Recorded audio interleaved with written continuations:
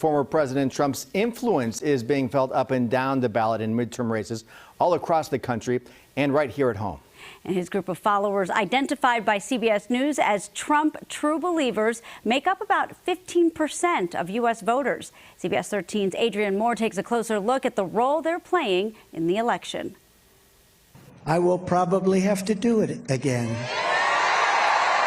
His name isn't on any ballot, but former President Donald Trump is testing his political muscle, in part by the candidates he's endorsing in the midterms. I think we need someone who's going to be a check, who's going to sort of rein things in. Placer County Assemblyman Kevin Kiley is among 3 area Republicans backed by Trump. While he wouldn't speak specifically to his presidential nod, he does think Republicans have an edge with voters who are looking for change. We have a supermajority in Sacramento. We have one-party rule in Washington, D.C., and it hasn't worked out well. Incumbent Congressman Doug LaMalfa and Tom McClintock have Trump support too, according to ballotpedia.org. Both have questioned the results of the 2020 election, a position experts say carries significant sway. They don't seem to care about the specifics. They just believe Biden shouldn't be president. They see the Democratic Party and the Democrats as an enemy, not a political opponent. Magdalena Wojcicek is a communications professor at UC Davis. She says these Trump true believers are a block of voters who are mostly white, MAGA Republicans, and live in rural areas. She says they're a potent force in the GOP that could swing the election. There is a fear that if those Republican candidates deviate from these messages, some of these Trump voters will not turn out.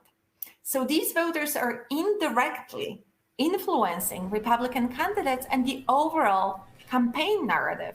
I don't think it's overblown at all to say that election deniers are a threat to democracy. Catherine Olmstead is a history professor who studies conspiracy theories. She says the former president's grip on these voters centers around a sense of community and collective power. And they see themselves as rebels, as freedom fighters who are mobilizing each other and supporting each other against the ruling elite.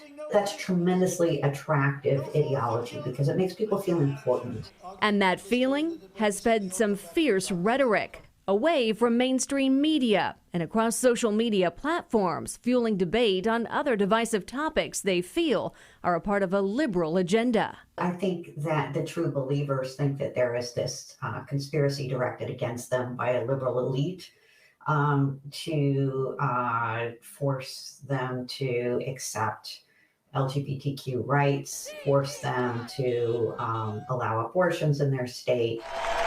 Whether Trump's appeal will pave the way for a 2024 presidential run is still unclear, but experts believe Trumpism is here to stay, at least for a while.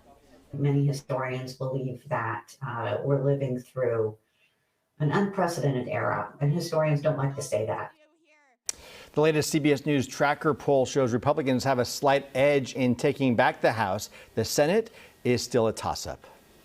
Oh, by now, you're probably sick of all the campaign ads you see on television, and it's all part of a record glut of spending.